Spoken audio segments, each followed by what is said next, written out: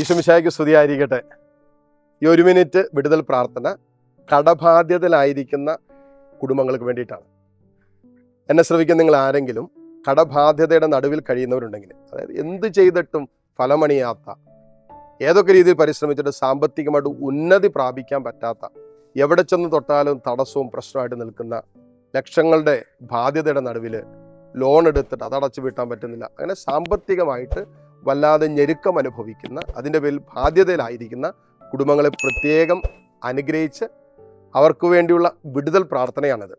ദൈവം അനുവദിക്കാത്ത ഏതെങ്കിലും തിന്മ നിങ്ങളെ, നിങ്ങളുടെ കുടുംബത്തെ, നിങ്ങളുടെ സാമ്പത്തിക വരുമാന മാർഗങ്ങളെ തകർക്കുന്നുണ്ട് എങ്കിൽ ആ വിഷയങ്ങളിൽ നിൽക്കുന്ന എല്ലാ തിന്മയുടെ സ്വാധീനങ്ങളെയും പൗരോഹിത്യത്തിൻ്റെ അധികാരത്തിൽ ബന്ധിക്കുന്നു. കർത്താവിൻ്റെ പരിശുദ്ധ രക്തത്തിൽ ബന്ധിച്ച് ബഹിഷ്കരിക്കുന്നു. പാപത്തിൻ്റെ ഏതെങ്കിലും കെട്ടുകൾ നിങ്ങളുടെ കുടുംബങ്ങളിലുണ്ടെങ്കിൽ, ദൈവനിഷേധത്തിൻ്റെ ഏതെങ്കിലും സ്വാധീനങ്ങൾ, വിശ്വാസത്തിന് നിരക്കാത്ത എന്തെങ്കിലും നിങ്ങളുടെ കുടുംബങ്ങളിൽ സംഭവിച്ചിട്ടുണ്ടെങ്കിൽ അനുദപിച്ച് ഈ വിടുതൽ പ്രാർത്ഥന നിങ്ങൾ സ്വീകരിക്കുക.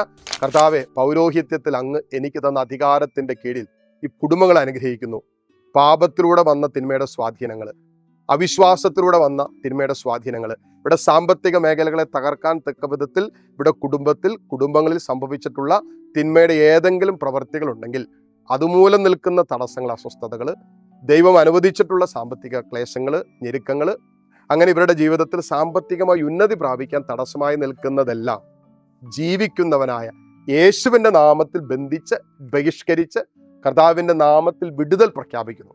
വിശ്വാസത്തിൽ നിങ്ങൾ ഏറ്റെടുക്കുക, ആമേൻ പറഞ്ഞ് ഏറ്റെടുക്കുക. ഇത് നിങ്ങളുടെ വരുമാന മാർഗങ്ങളെ സമർപ്പിക്കുക.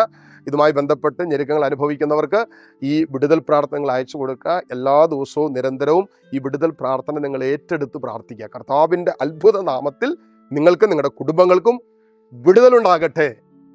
ആമേൻ. ഈശോമിശിഹായ്ക്ക് സ്തുതിയായിരിക്കട്ടെ.